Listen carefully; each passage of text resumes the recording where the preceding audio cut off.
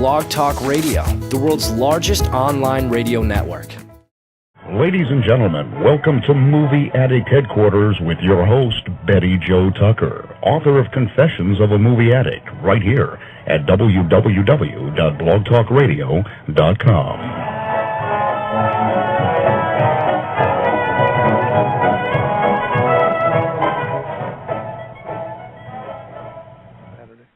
Hi, all you movie fans out there.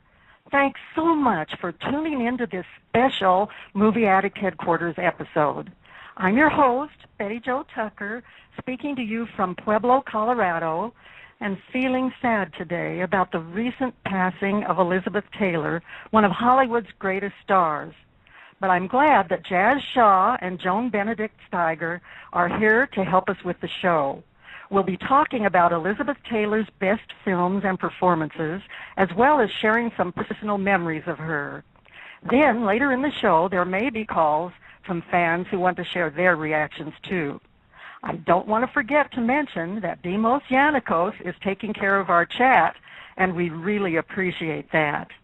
I see that Joan and Jazz have been waiting patiently, so I'd like to bring them on now, starting with Joan, who must have had an exciting time last night at the Los Angeles Women's Theater Group Gala, where she received an important award for her remarkable acting career and life achievements. Joan, congratulations on your well-deserved honor. Well, thank you so much. Yes, the Los Angeles Women's Theater Festival honored me with a lovely award for mainly for all the theater work that I've done. When I kind of looked, I couldn't believe that I've done over 40 plays. And I said, my gosh, did I memorize all those lines? Anyway, it was lovely, and I was up kind of late, so it's very early, and I'm kind of half awake, but I'm happy to do the show.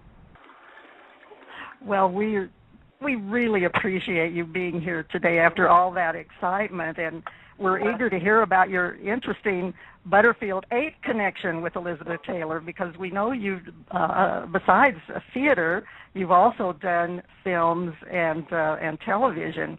But first, let's bring Jazz on. Jazz, thanks for agreeing to co-host today, even though we're on a different schedule.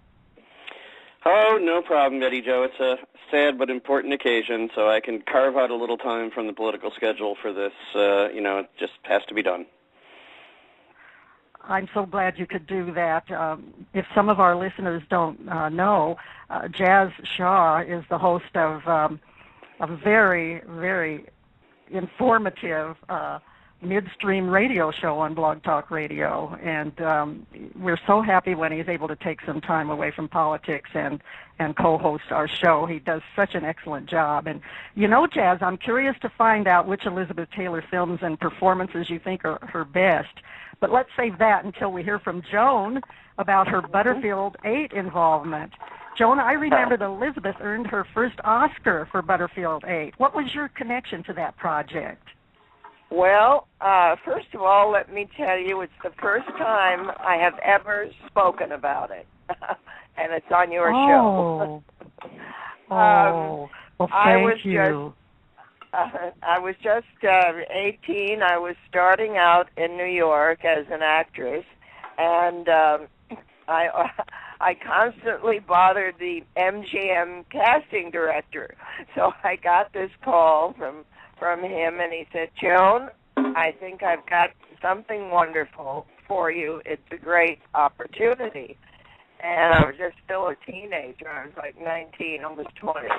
And he said, Elizabeth Taylor is going to be doing a film in New York. Of course, I was in New York at the time. And he said, Daniel Mann is going to be directing. Danny Mann was a very important director at the time, had done a lot of Broadway, and so they were very excited about the film. However, he said, Elizabeth does not want to do this film. And Danny, being a Broadway director, liked a lot of rehearsal. So she said, well, I will, and Danny wanted Elizabeth to rehearse. So she said, well, I'll do the film, but I will not come to New York to rehearse the film. And she had to do this film because otherwise she would not have gotten Cleopatra. So she agreed to do it. She said, if you'll get somebody to rehearse the whole movie with Danny Mann. Well, I auditioned for Danny, and he said, well, now that I see you, and I was brunette at the time, now that I see you, I'd like you to double for her also in the film and stand in for her and be with me here at all times. So I auditioned and read for him and got the job. Now, it was probably one of the most unique jobs because it was not exactly stand-in, not exactly double. It was different. So when I started, I did all the rehearsals with Lawrence Harvey, and it was very, very exciting. It was done up at Gold Medal Studios in the Bronx.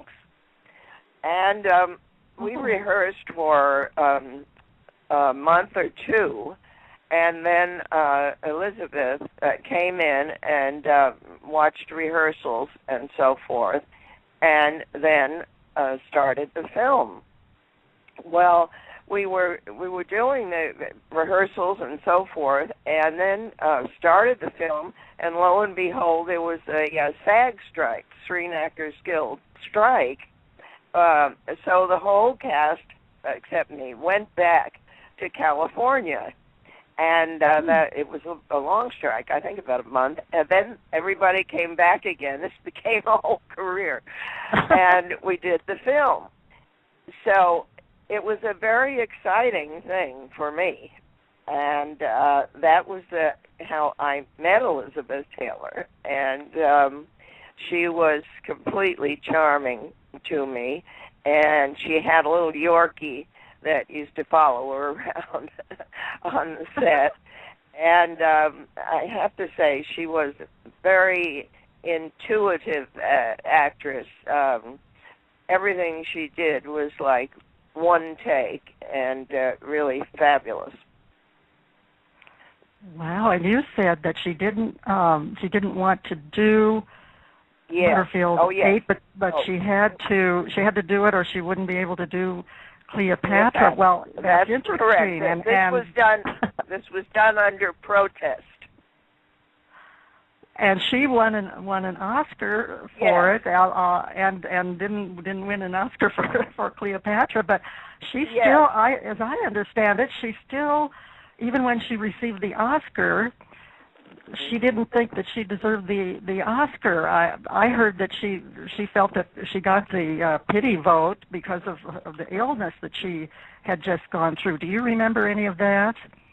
Well, she was never well, and at that time had just had the tracheotomy.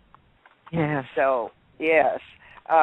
She just had one illness after another. However, I really loved her, but she loved to eat and all the wrong foods. Yes.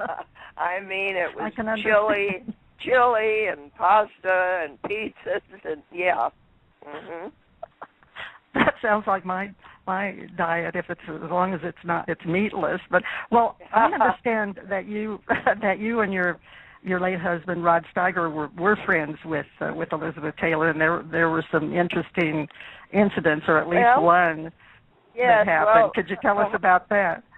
Yes, it was all kind of intertwined because then, at that time, I still did not know Rod, but I was always a huge fan of Rod's and had seen everything. I think I saw Al Capone about 15 times, and I was just very concentrated on Rod at the time.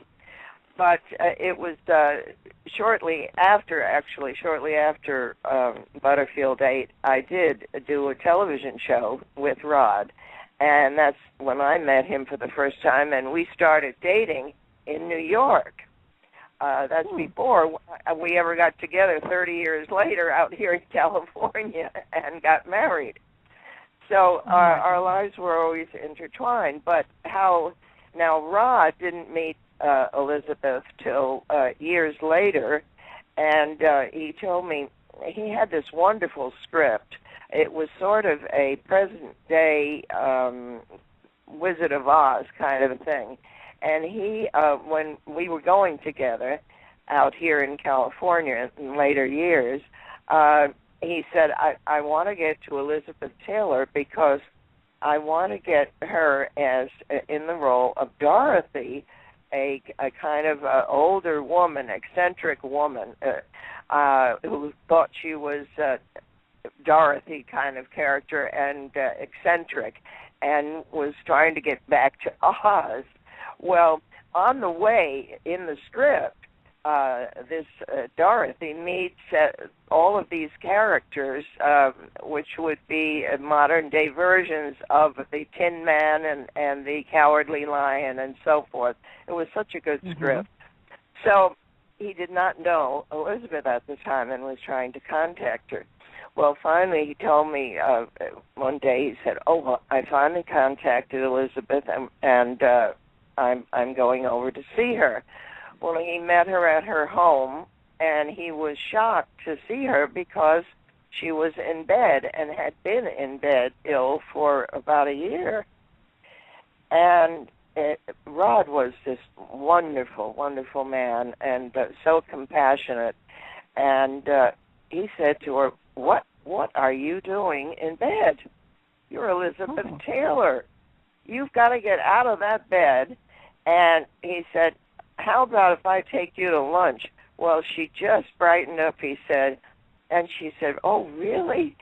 Well, that was the time a few years back when she was really out of commission in bed. And he got her back again out into the public. It was Rod that did that. Well, before you know it, they were going to lunch and talking about the script, and all the papers, Enquirer and all the papers had them in the magazine, and before you know it, they were saying Elizabeth Taylor to marry Rod Steiger. I remember reading that.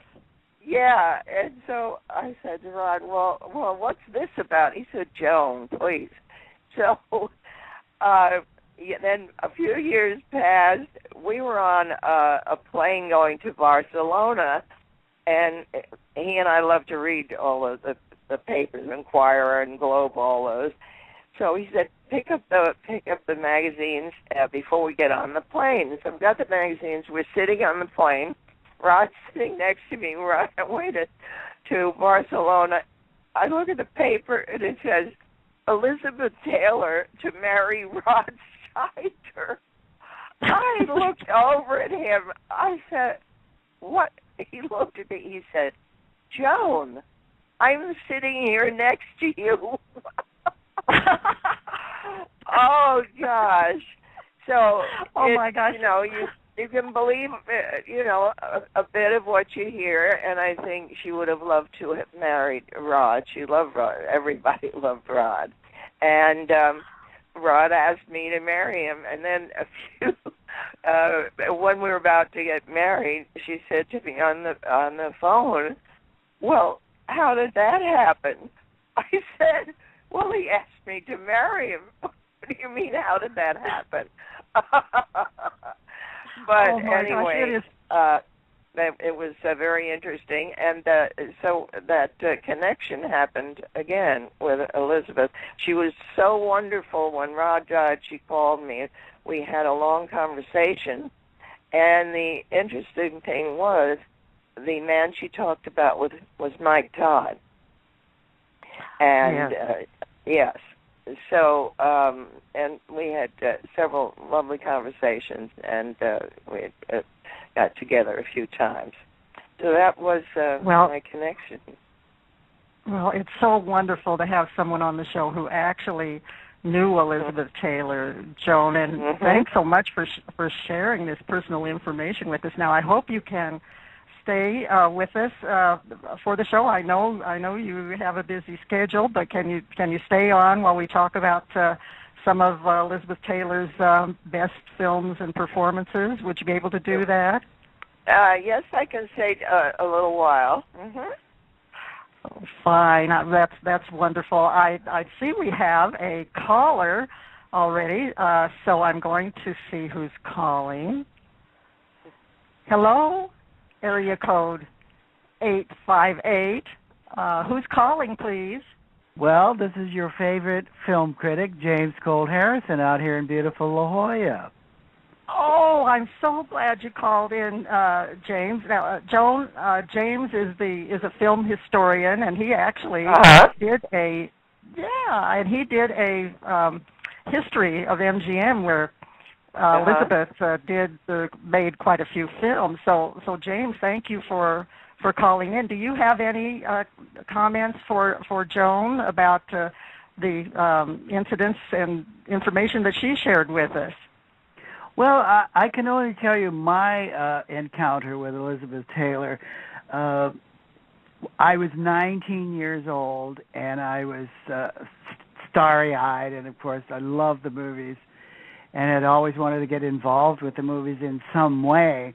And I was in Hollywood visiting some friends who were in the movie business, and we went to Grauman's Chinese Theater to see a movie. And I was standing in the lobby at the time, just waiting around, and up come the aisle is Elizabeth Taylor. Well, I nearly fainted. She was the most beautiful creature I had ever seen in my life. And you know what? Her eyes really were lavender. I think I probably was about 2 feet in front of her, so I was very close.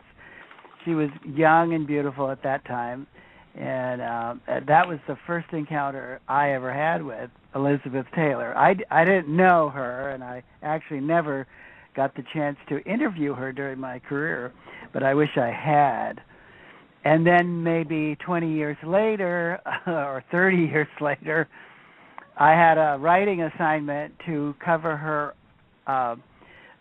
introduction of her White Diamonds perfume at Macy's. And so I went down as a dutiful reporter, and my God, the place was pandemonium because there were thousands of people waiting for Elizabeth to come out on stage.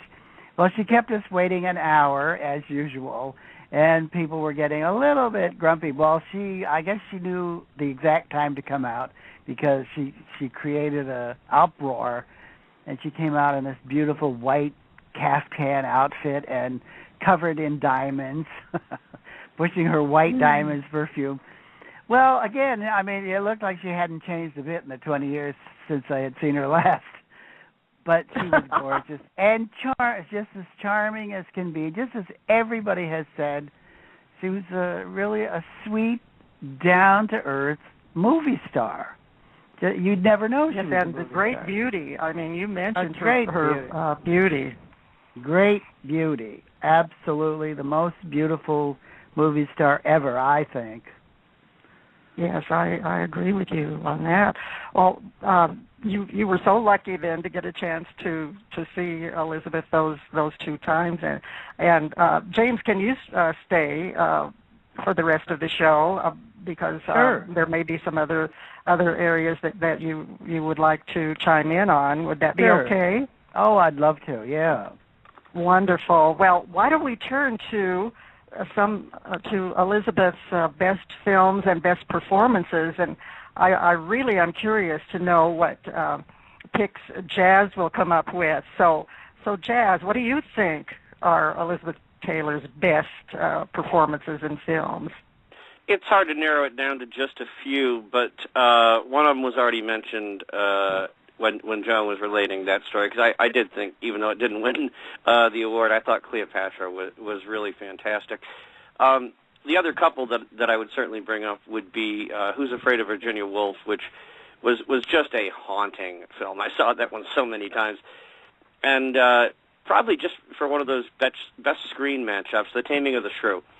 because her work, particularly with Richard Burton, was they were one of those just sizzling screen couples. I always talk about Bogey and Bacall, and different people from that era, but they were certainly a great couple, and that was probably one of my favorites. Good choices, Jazz. Do you agree with Jazz, Joan, or do you have? Of course, we're not going to include Butterfield 8 because we've already talked about that. But do you have other picks of Liz's best performances in films? Well, actually, I was going to pick Virginia Woolf also. So I do remember her saying to the makeup people, "Now be careful, don't make me too ugly." But I just thought she was excellent in Virginia Woolf, and I always enjoyed Giant a lot. And when we first met, and she had said to me, "Oh, Benedict," she said, and she always had that childlike voice. Oh, Benedict," she said, "that was my name in Giant." Yeah. Well, by the way, she was Giant. very childlike, Betty Jo, I don't know if you're going to get time for it, but Demos did want me to let you know that you do have another listener who's called in on line 3, and that would be Bob, if you get time for it. Oh, yes, of course. I wanted to find out first, and thank you very much for that information. But first I wanted to check with James to see if he had any favorite films and performances by Elizabeth Taylor. So, James, you're on. Well, yes, Joan stole my thunder. I did love Giant. I thought it was a wonderful picture, and it was a giant movie with such a stellar cast, including Mercedes McCambridge, who was a La Jolla resident. Mercedes lived here in La Jolla before she passed away. And, of course, Rock Hudson and James Dean. I mean, how can you have a better cast than that? But the movie itself was terrific. And I also liked Suddenly Last Summer, which was rather a spooky kind of a movie, but with Katharine Hepburn, and it was such a terrific film with great actresses. And Elizabeth did very well in that, I thought. Yes. So that was one of my favorites too.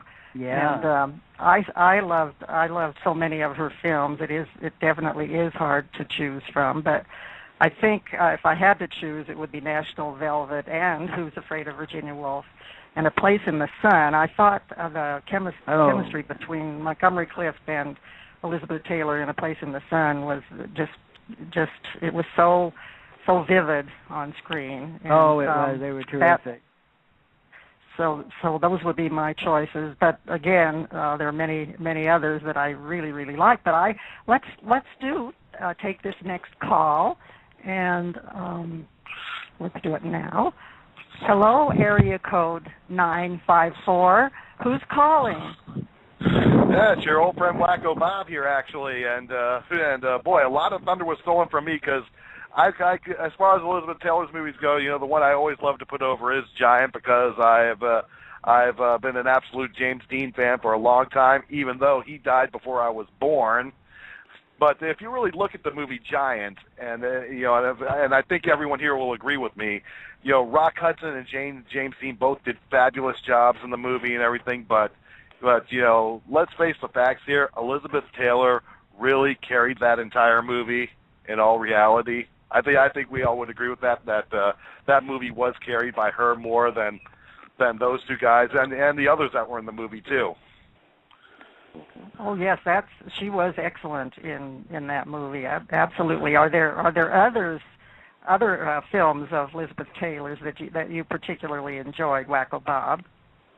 Oh, I agree. I agree in a lot of ways. I liked how she worked with Montgomery Clift, and I think more specifically in that movie alone, was another good one with Elizabeth Taylor.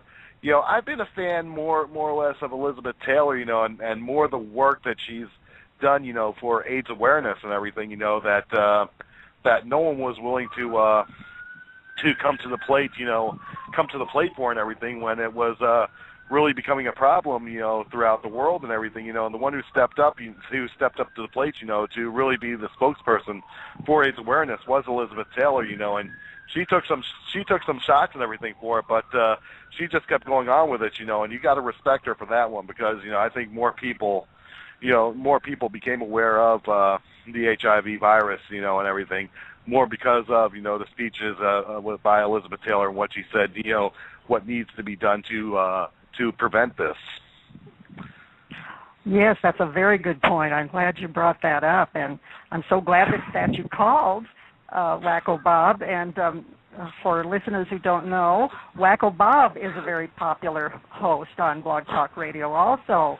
Wacko Bob, give a little plug for your wonderful Blog Talk Radio show. We are a 3-hour show every Saturdays at 1 p.m. Eastern Standard Time. We are a variety show. We'll talk about anything that might be on your mind, no matter what it is. And tomorrow, and for those who don't know, tomorrow is Saturday. And if you got any comments or anything, you want to bring up anything Elizabeth Taylor there, you could actually do it on the Wacko Weekly tomorrow as well, too. But let's keep things on with Elizabeth Taylor and this great tribute that's being done to her.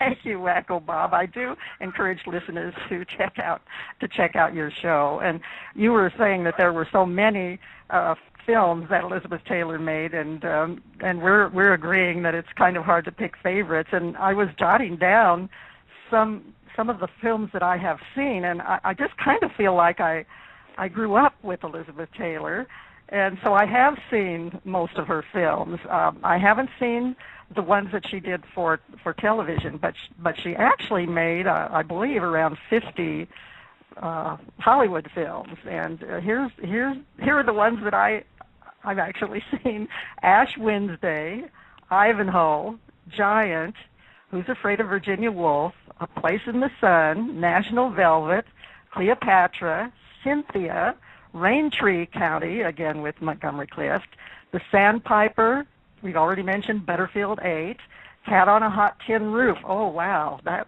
one, she really sizzled in that one, too.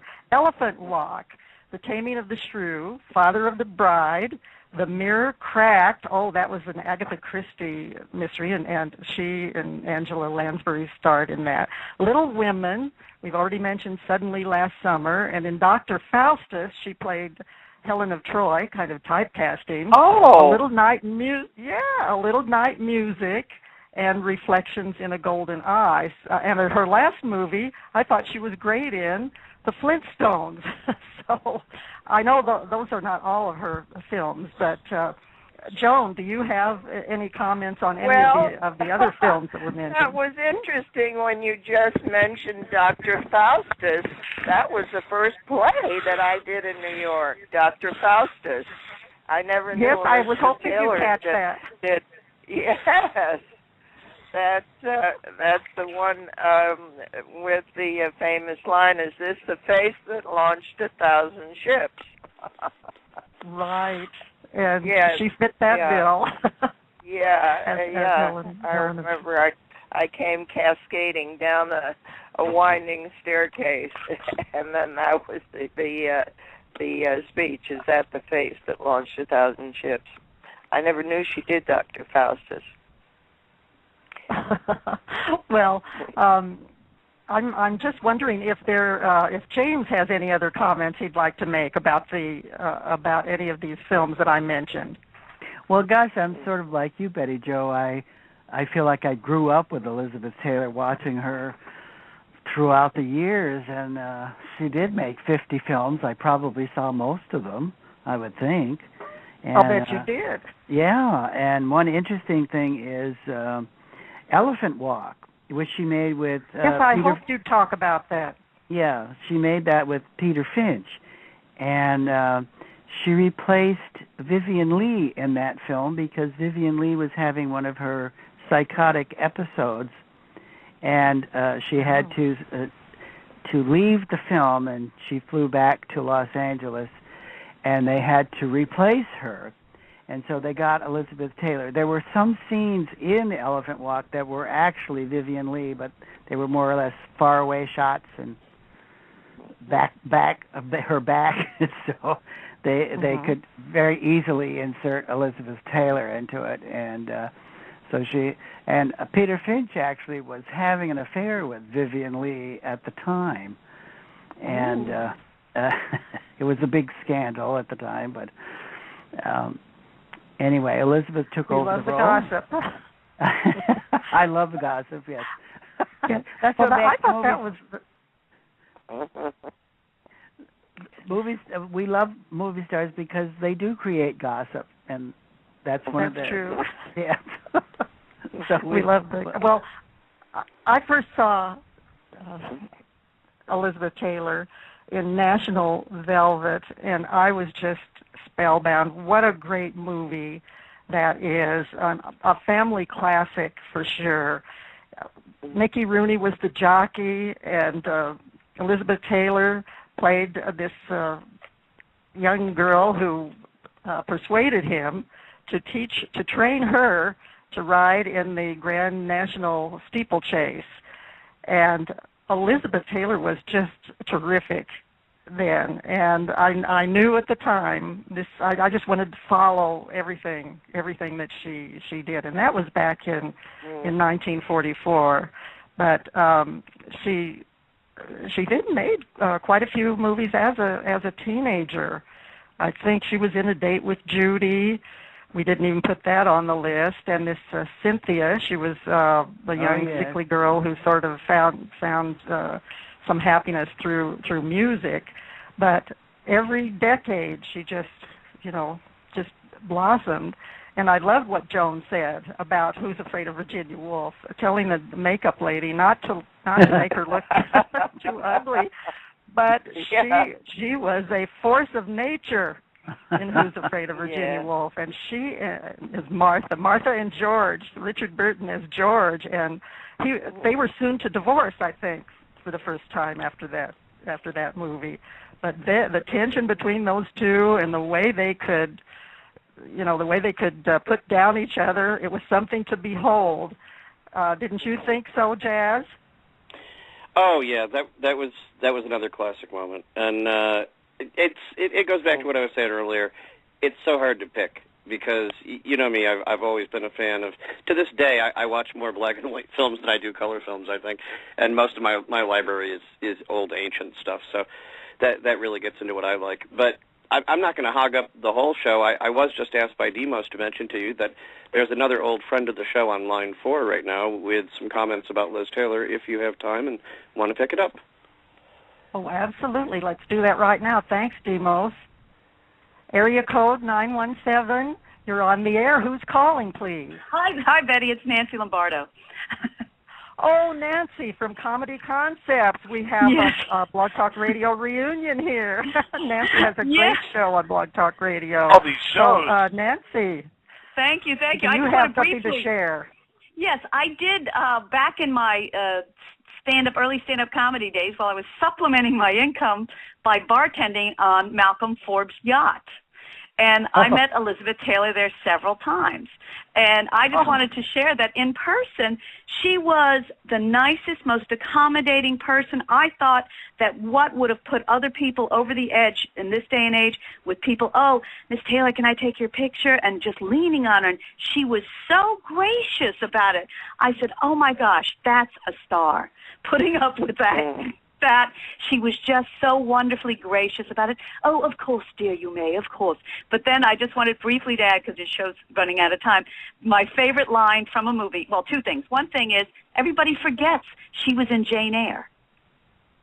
She played the girl who gets sick. She's the little girl who gets sick. And so she was in Jane Eyre, and I love that. But my favorite line from all movies, and I say this all the time because it always stuck with me, my favorite line from Suddenly Last Summer is when Katharine Hepburn goes to her, I don't understand why you won't have that little procedure. It's just a little procedure. And Elizabeth Taylor goes, little procedure? They call it a lobotomy. Yes. So I love that line. And I just wanted to share. But love your show, Betty. I love that line. Well, thank you. I forgot about it completely. Thanks for reminding us, and thank you for calling in. Tell everyone about your Comedy Concepts show too. Oh, Nancy, Comedy Concepts! I'll be on at 1:00 today. Comedy Concepts, Blog Talk Radio. But I don't want to eat into your time, so have a good show, Betty. I'll be listening. Well, thank you. Thanks again for calling in. Jazz, are there any comments from the or reactions from the chat that you'd like to share with us? Well, mostly we've just been trying to feed them through and encouraging them to call. A lot of agreement about the shows that were mentioned, and quite a few votes for Montgomery Clift as one of the best pairings. There was one other question for Joan that came up, and I'll be honest, I don't know the background about this, but I'll go ahead and mention it anyhow in case she has some insight to share. Something about the dark secrets of a closed set on Who's Afraid of Virginia Woolf? No, I don't know about. No, I'm sorry, I don't know any of that. I do know that on Butterfield 8. I guess maybe you all know that she got Eddie Fisher to do Butterfield 8 with her. And